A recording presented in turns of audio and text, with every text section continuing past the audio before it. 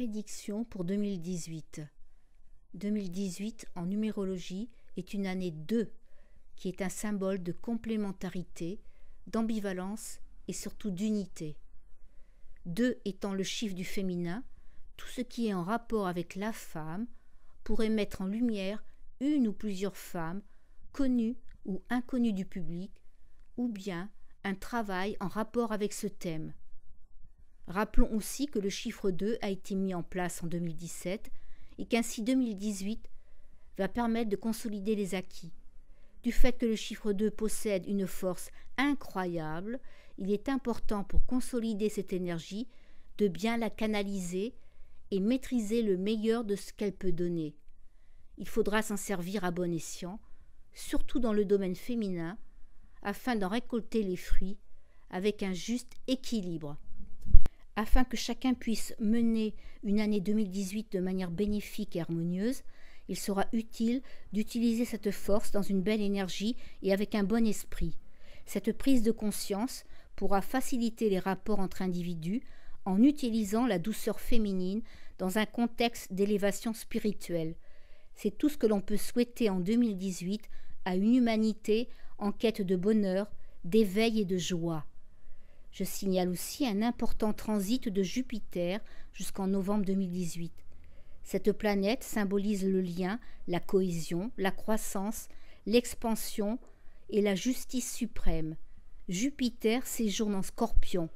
C'est le 8e signe du zodiaque, celui de la passion, de l'intuition, des combats pour les causes justes, de la lutte contre les injustices, mais aussi des secrets, des mystères, des remises en question, de la régénération et aussi des révélations de vérités dérangeantes.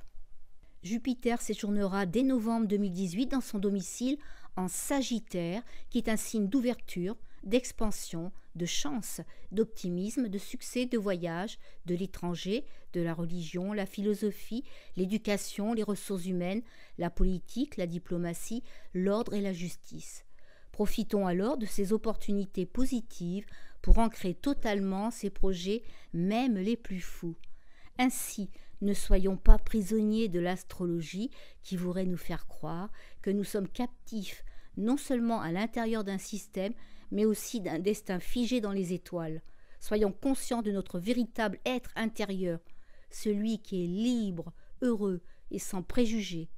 Même si l'on veut suivre les consignes éclairées de l'astrologue, soyons conscients que le seul maître à bord de notre bateau de vie, c'est nous-mêmes. À la lumière de ces réflexions, il apparaît que 2018 est une année où tout peut arriver, le pire comme le meilleur. Après tout, c'est une question d'état d'esprit et de conscience éclairée ou pas, pour comprendre ce qu'il y a de positif ou de négatif dans les choses de la vie. Il paraît que le monde change, que de nouveaux paradigmes apparaissent pour mieux définir les contours d'un univers imprévisible et fou, comme si l'on voulait enfin mieux dompter les forces maléfiques qui nous entourent. Et si la solution était en nous, à l'état latent, ne demandant qu'un signe pour faire place au chaos ambiant, mis au premier plan pour nous faire peur? Prise de conscience, éclairage nouveau sur le meilleur de nous-mêmes, voilà les bonnes prédictions pour 2018. Pour 2018, on va nous annoncer encore les mêmes événements, puisque l'histoire se répète, avec toujours les problèmes du chômage, une situation économique et sociale préoccupante, des restructurations voulues par les grands groupes, la crise qui augmente sans cesse, l'essence aussi, le pain, le lait, la viande, puis les ressources qui diminuent, etc., etc. Il ne faudrait pas que les gens s'habituent et soient heureux, puisque ça, on le sait, on ne fait rien pour l'humain, c'est plutôt le contraire. Souvent, il ne nous reste plus que nos yeux pour pleurer. Et encore, quand il nous reste des larmes, depuis le temps qu'on pleure, on a dû les effacer de notre ADN. On va aussi nous prédire les catastrophes naturelles. Et en plus, on va rajouter, c'est la faute de l'humain qui pollue, qui n'en fait qu'à sa tête. Enfin bref, qui est un pauvre crétin qui ne comprend rien et surtout qui ne doit pas réfléchir et encore moins s'exprimer, puisqu'il est devenu un robot accompagné par une intelligence artificielle. Enfin bref, vous avez compris de quel monde on nous parle dans ces prédictions tout azimut, et de ce qu'on veut nous faire voir pour nous cacher la beauté évanescente du monde. Vrai monde qui se trouve, ça j'en suis sûre, à l'intérieur de notre cœur. Et si les chercheurs de vérité avaient en partie raison sur leur vision éclairée de la face cachée du jeu dans lequel on nage souvent à contresens? Et s'il suffisait de prendre conscience pour faire le premier pas vers la liberté, peut-être pourrons-nous devenir alors les véritables maîtres de notre destin. Que cachent donc toutes ces touches négatives, ce chaos, ces idées noires, ces pensées sombres qui envahissent nos têtes, nos médias, nos vies? Est-il possible d'effacer grâce à un logiciel les petits défauts, les imperfections et les incertitudes pour mieux comprendre et dompter le monde dans lequel nous sommes enfermés?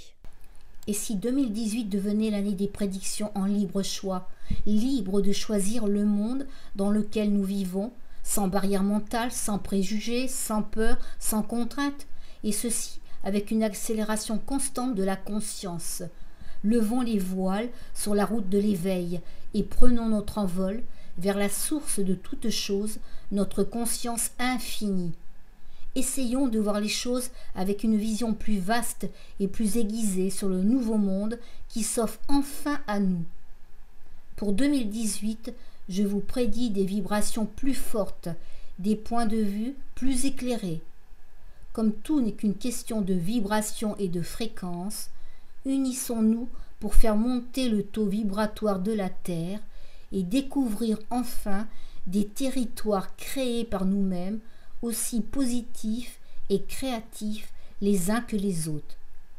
L'illusion de la matrice n'est plus devant les hommes nouveaux de 2018.